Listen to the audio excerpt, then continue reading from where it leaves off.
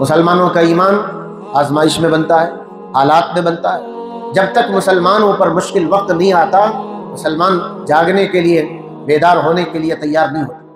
اللہ تعالیٰ نے سورہ عنکبوت میں بتایا احسب الناس ان یترکوا ان یقولوا آمنا وهم لا یفتنون، کیا سمجھ رکھا ہے تم نے، آسانی سے چھوڑ دیے جاؤ گے تم اس بات پر کہ ہم ایمان رکھتے ہیں اللہ پر، جبکہ ابھی تم کو آزمایا نہیں گیا۔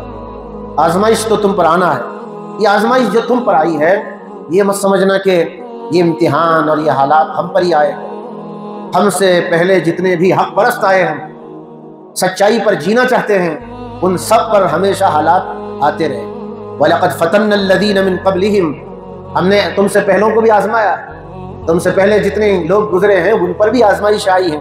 فَلَيَعْلَمَنَّ اللَّهُ الَّذِينَ صَدَقُوا وَلَيَعْلَمَنَّ الْكَاذِبِينَ، اللہ تعالیٰ بتانا چاہتا ہے سچے کون ہیں، جھوٹے کون ہیں، حق پر کون جمے رہنے والے ہیں اور حق سے کون ہٹنے والے۔ سورہ بقرہ میں بھی اسی طرح کی بات کہی، ام حسبتم ان تدخلوا الجنہ، کیا خیال رکھا ہے تمہارا کہ ایزیلی، آسانی کے ساتھ تم جنت میں جاؤ گے؟ ولما یأتیکم مثل الذین خلوا من قبلکم، ابھی تو تم پر وہ حالات نہیں آئے جو تم سے پہلوں پر آئے تھے۔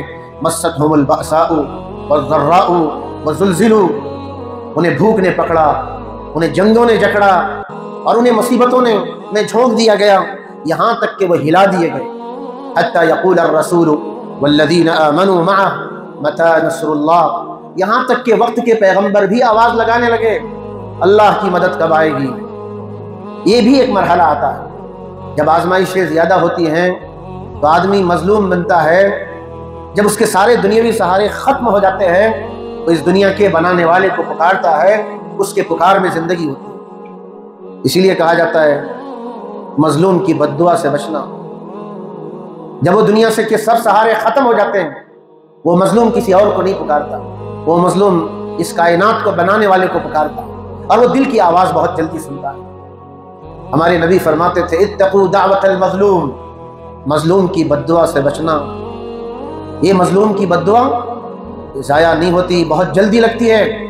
ایک قوم کو تباہ کیا جائے، کمزور کیا جائے، سب ظاہری سہارے جب کٹ جائیں تو پھر آدمی اللہ کو پکارتا ہے، متی نصر اللہ۔ اب اس وقت آواز آتی ہے الا، سنو سنو، نصر اللہ قریب، اللہ کی مدد تو بالکل قریب ہے۔ اس وقت بھارت کے موجودہ حالات میں مسلمانوں کے 3 طبقے بن چکے ہیں۔ ایک طبقہ تو ایسا ہے جو بالکل مایوس ہو چکا ہے اور وہ یہ سوچ رہا ہے کہ ہم ان حالات میں کچھ نہیں کر سکتے، ہمارے قائدین بھی کچھ نہیں کر پا رہے، ہمارے لیڈرز بھی کچھ نہیں کر پا رہے، اب ہمارا فیوچر بہت مشکل ہے، اب وہ مایوس ہو چکا ہے۔ دوسرا مسلمانوں کا طبقہ ایسا ہے جو مکڑی کے سہاروں کو تلاش کرتا ہے۔ مکڑی کا جالا آپ نے دیکھا ہوگا، وہ کسی کام کا نہیں ہوتا، ذرا ہوا آتی ہے وہ مکڑی کا جالا ٹوٹ جاتا ہے۔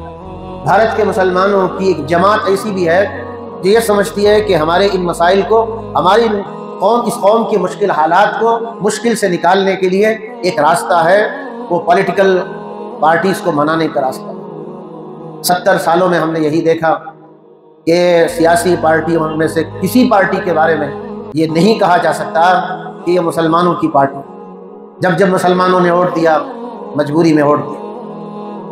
تو یہ جو ظاہری سہارا ہم سمجھ رہے ہیں، یہ سہارے سے بھی ہمارے مسائل حل نہیں ہو سکتے۔ لیکن ایک تیسری جماعت ہے بہت عقل مند، سمجھدار، وہ اللہ سے امید رکھی ہوئی ہے، اور حقیقت میں یہی ہے کہ مشکل وقت میں اللہ سے امید رکھنی چاہیے۔ یہ تیسری جماعت ہے جو اللہ سے اچھی امید رکھتی ہے کہ حالات دور ہوں گے، اپنے ایمان اور عمل کو درست کرنے میں لگی ہوئی ہے، اپنی قوم کو بیدار کرنے میں لگی ہوئی ہے۔ کہا جا سکتا ہے یہ جماعت سب سے زیادہ سمجھدار ہے اور عقل مند۔ اس لیے بھارت کے مسلمانوں کے ان حالات کو درست کرنے کا علاج ہی یہی ہے کہ ہم اللہ کی طرف متوجہ ہو جائیں، اپنے ایمان کا جائزہ لیں، اپنے عمل کو درست کریں، اپنی اخلاقی کردار کو بلند کریں، اور پھر ہمارے لیے بہترین نمونہ ہمارے نبی ہیں۔